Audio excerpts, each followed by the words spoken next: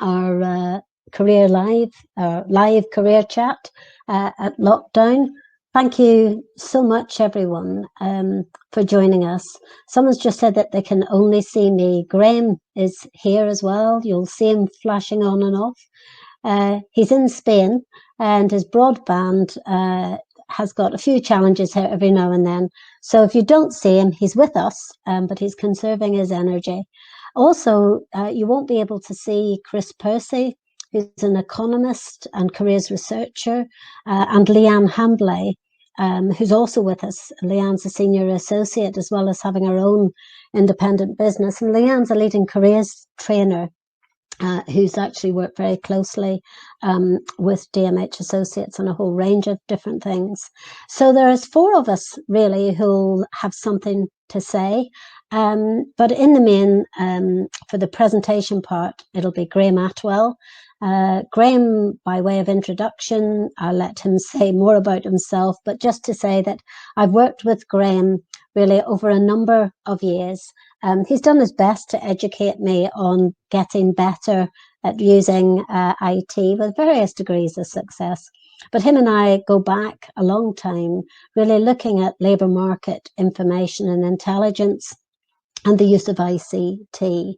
And that's really why I asked Graham to present today, because I know, looking at our previous webinar, lots of people were asking the question about labour market intelligence. So thanks for joining us. I thought I would just really say hello and to outline the purpose of this webinar. It's our second in the lockdown series, and its purpose is quite simple, really. It's to continue a dialogue, or to start a dialogue with you if this is the first time that you've joined this, on career development matters. The goal is to share ideas, experiences, information, and be part of a community really reflecting on the present and the future post-COVID-19 crisis landscape. For all of us, what unites each and every one of us is our passion and our interest to improve the lives of young people and their adults. And we need to support one another as well in terms of our well-being during this time, really. So let me just go through really what we have in mind. Here's an overview, really. I'll set the scene in terms of context. I want to do a couple of little icebreakers, really, just to see how you're feeling during the lockdown, and to share maybe how I'm feeling as well. Then we'll have a look at some of the latest findings. I'm going to hand over to Graham, who's going to talk about the new normal. I know it's a term that more and more people are using, but Graham will draw on his experience as to what are these issues to do with labour market information, intelligence, ICT, and where we're going. He's going to hand back to me, where I'm going to very briefly have a look at career support systems and responses. For those of you who know me, I try to do my best to keep an eye on what's going on globally, and I'll share with you just some of the latest developments, but also some policy options and practices. In this webinar in particular, I would like to share with you a development, really, which is to see whether you and I and Graham, Liane, Chris and others can find a way to gather stories about people's lives during COVID-19 and post-COVID-19 in a careers context. And I'm going to show you at the end an example of how you and how we can do this, in fact, together. So hoping that this meets your needs. We'll be finishing at 4:30 UK time promptly, but I do want to allow some time for discussion as well. Now, at this point, I'd quite like you to maybe sort of reflect on how are you feeling at the moment in terms of lockdown. I'm going to start a poll that you can hopefully see, which says, how long do you stay in your pajamas, your PJs in the morning whilst working? you might want to fill out this poll as I talk. No one can see anyone's names on this, so it's a private group. We just want to it's a fun way of cheering us all up. So for me, we've got 100% there said never. For me, at the minute, I'm feeling a bit like a caterpillar. I'm eating too much. I feel every day I get so much new information that sometimes I feel a bit sluggish and a bit heavy with it all. And in reality, I want to be a butterfly. I want to actually be able to move around. I want to be able to see my family and my friends.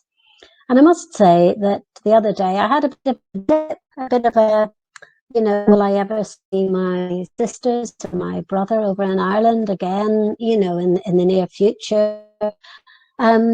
So I think we're all sort of in this situation together, keen to hear your views, and we'll have a look at that in the context of online and virtual meetings in a minute. So we see that 66% never, 23% sometimes, and 9% frequently. Well, of course, maybe if I said how many of you stay in your slippers, that would be a different result. But anyway, we'll skip over that. So here's our next little icebreaker for you to think about. Which face best represents your experience of virtual meetings? I'd really like you to be honest here. Maybe just put in the chat box what colour represents you really, and how you feel about your virtual meetings experience. I certainly feel from my own experience that I get certain days where I'm just exhausted with so many virtual meetings. I feel I've never worked harder in my life sometimes.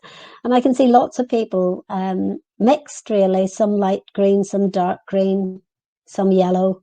I don't see too many red, which I think probably is symbolic of how, as a career development field, we actually are up for the challenge really on using digital technology. And then some people would argue we always have been, but sometimes that's not been how it's been portrayed. So before I hand over to Graham, I just wanted to say a couple of things about the context here in the UK. And if you're overseas, I'm sure you'll be noting diligently how the landscape is changing. So here, just to set the scene really, in administration companies across the UK, large retail companies are worst affected at the moment, are badly affected. And this is really just taken from a recent report from Alvarez and Marshall, who worked with retail economics. And they suggest that half of Britain's high streets could enter administration by the summer, following difficulties really managing their cash flow.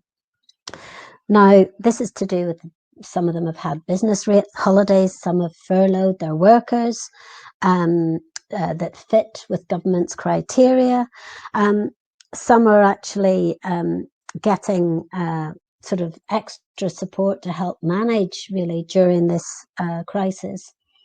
But there is a sense of loss around the things that are familiar to us that seem to be sort of disappearing. Clark's is a UK shoe shop featured in our high streets, and certainly my childhood, and probably earlier than that. And we're seeing there permanent closures of some of their stores. Laura Ashley, who've had problems around their business, but are now actually furloughing 1,669 staff. Oasis and Warehouse, I have to say, I was one of their best customers, going into administration. And when we look at some of the trends, we're also seeing that occupations like cooks, actors, retail workers, construction workers, hairdressers, whole series of people really being affected by this. And Graham's going to say more. I'm not going to go into the detail, but really just to say that it is quite difficult to imagine what our high streets are going to look like after this. But we can see trends in online retail, and there are still jobs being advertised. Now, I just wanted to share with you briefly before I talk for a few minutes to this latest slide. But at our last webinar, we had a look at the chat facility, and I just wanted to share with you what people were saying in the last chat that we had. First of all, over 3,000 vacancies disappeared from Find an Apprenticeship over the last month. So think about young people and what that means to young people in our society. On the other hand, fruit and vegetable season is upon us. A few people highlighted that and said lots of entry level jobs. And I think most importantly, someone raised the point that LMI produced a couple of months ago is now out of date. We sort of picked up really this notion that was shared around many capable young people aged 17 plus being excluded from job opportunities and what that might mean in the future.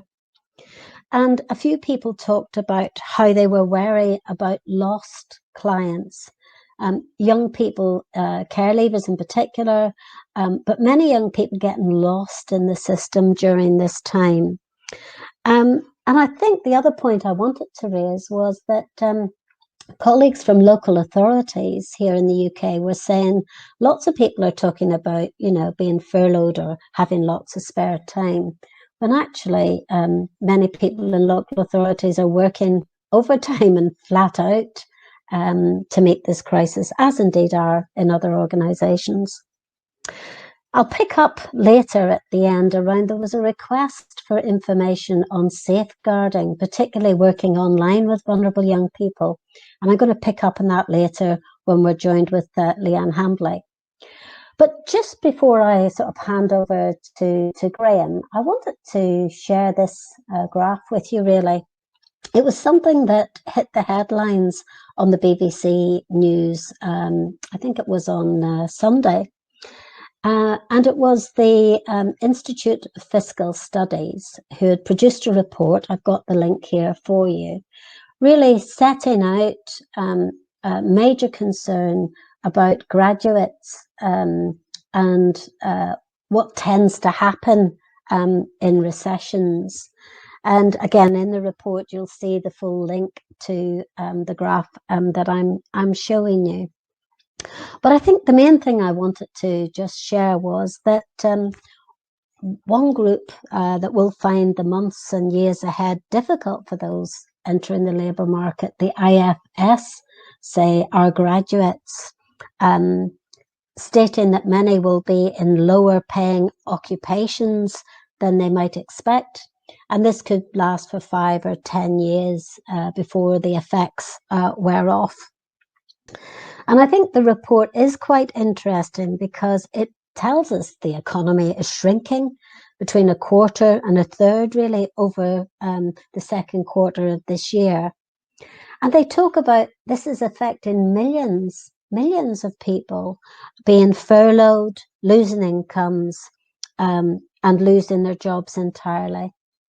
And all I wanted to really say to you, when I looked at this and when I listened to the BBC News, I did get a bit cross, really, because I thought it makes good headlines. But what about the millions of young people coming through the schooling system where actually they are likely to face major unemployment? And this webinar is about getting us to focus on young people and adults, but really to remember that we will need to learn lessons from the past around how we support young people.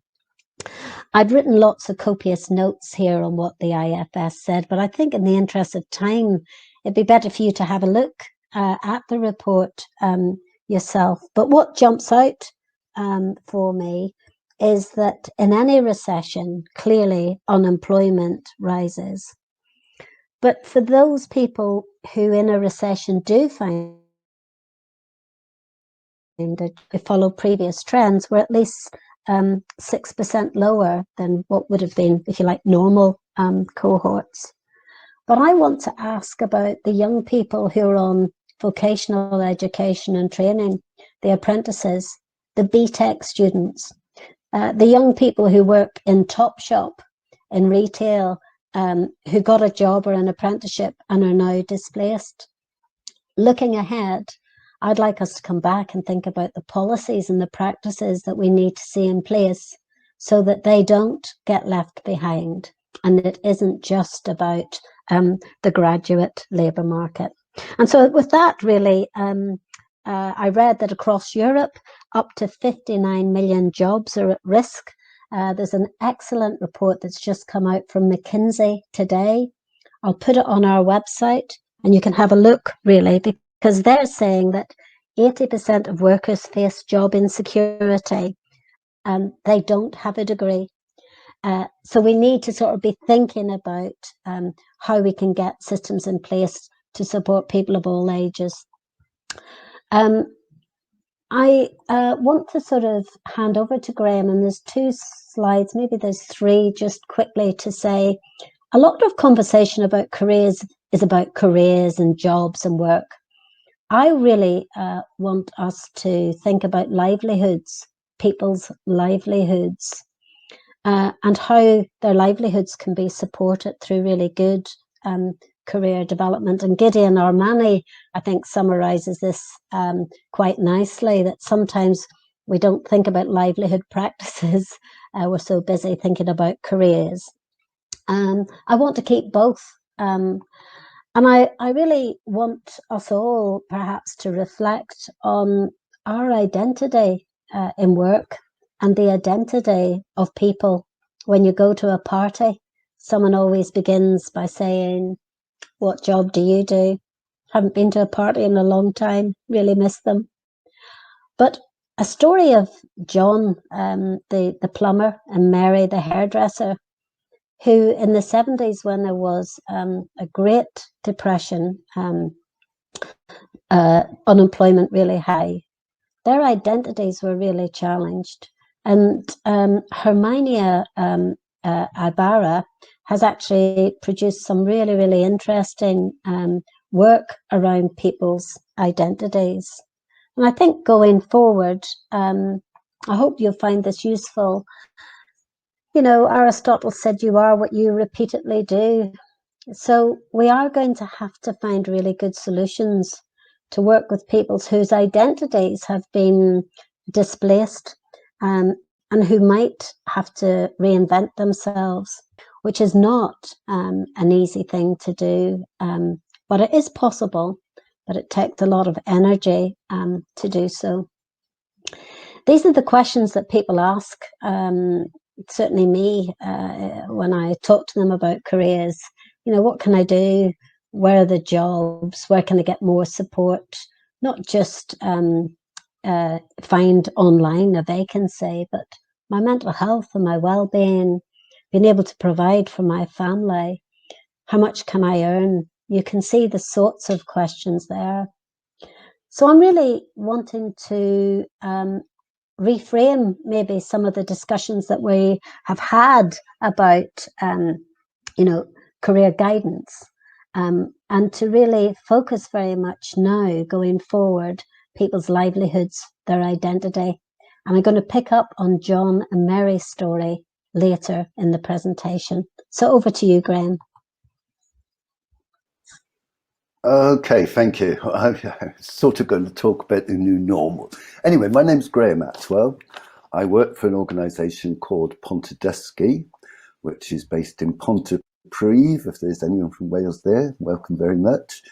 I live most of the time in Valencia in Spain, and that's certainly in Valencia when we got locked down, and there's not been an aeroplane out since.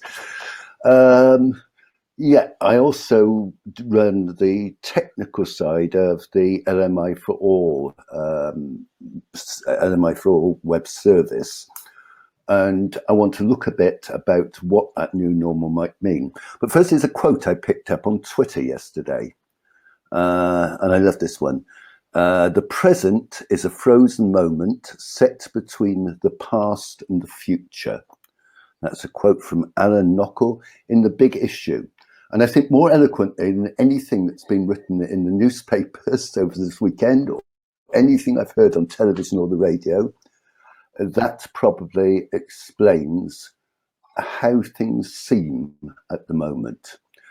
And Nesta had another report out last week when they said there will be no back to normal. There is no back to normal. The pandemic will change the world permanently and profoundly. And adaptation and innovation in our practices is going to be critical in the future. But of course, it's our innovation and it's our adaptation which can make that new normal. Which can make that new normal at all. Now, about 4 weeks ago on LMI for All, we released our most popular data set, an update to our most popular data set, which is called Working Futures. I don't think I've ever released any data which has gone out of date so quickly. I mean, there is some new data, and a lot of the data we use comes from the Office of National Statistics. They are releasing new data based on an extension of the labour force survey and a new survey they're doing. The analysis of the data, which came out, I think, yesterday, say 6.5 million jobs are probably going to go down. There's going to be a contraction of 20% in GDP and employment. Of course, sectors are going to look very different, and that's where the new data is going to be important. By far, the worst hit sector is going to be accommodation and food services, 75% down. Transport, minus 44%. Agriculture, only down 10%. Public administration, not really affected. And the health service jobs in the health sector are likely to rising by 27%. But we have to wait for more data and try and mean what's going to happen. What do you think is going to happen? Oh, that first slide I had, I'll just go back there.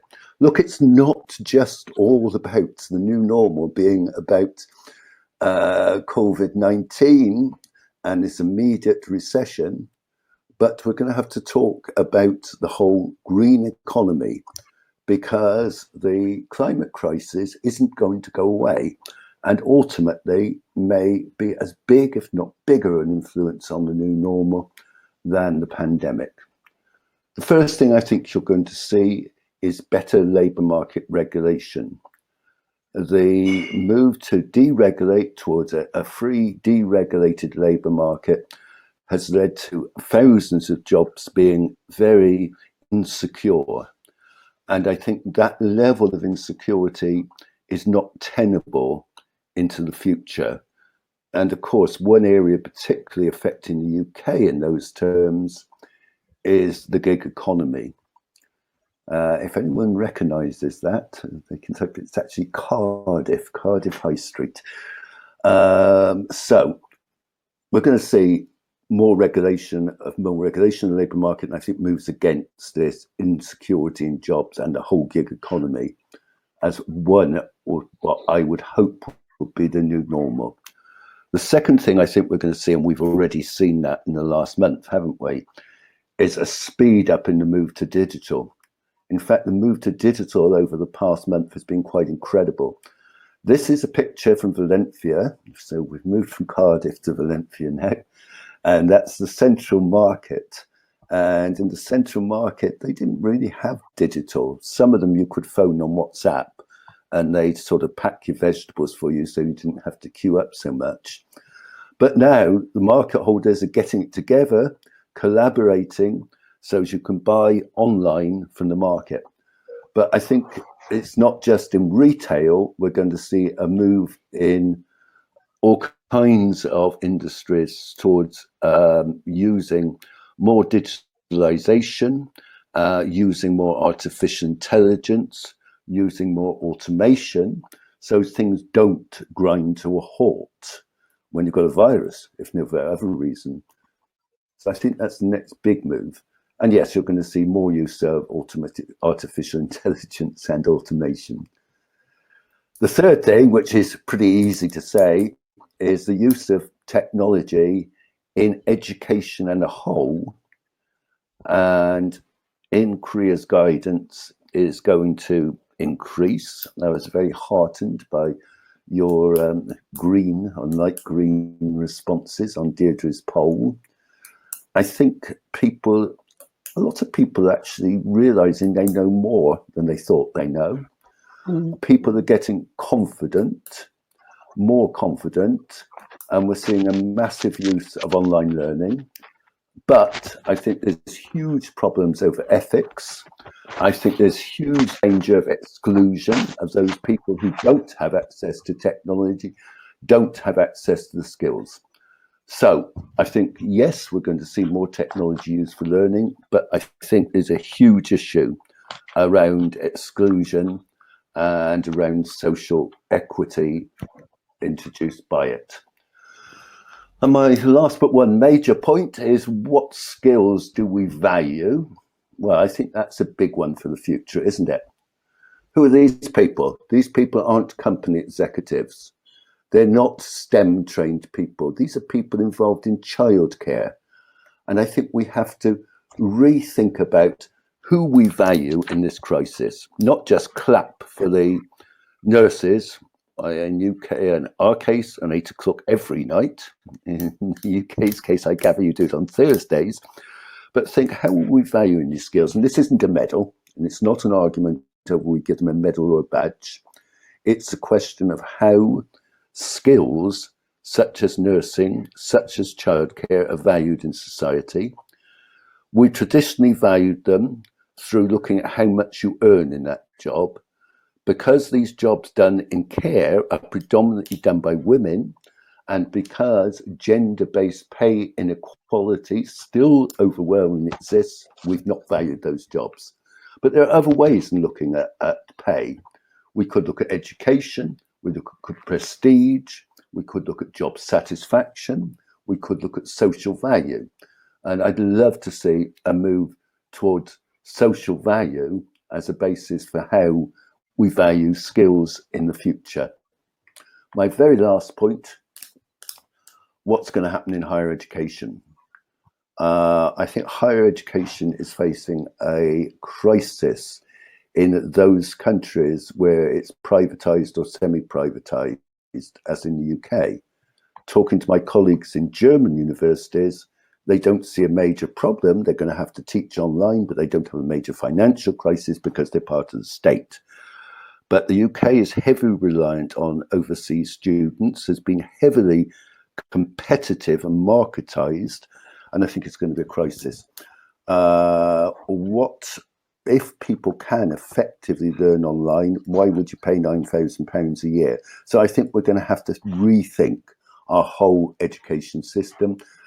I don't think we'll see the university system emerge the same. So that's it. Those are some ideas about how the new normal might look, but it's very much up to us to shape that new normal and to be involved in the conversations and involved in the practices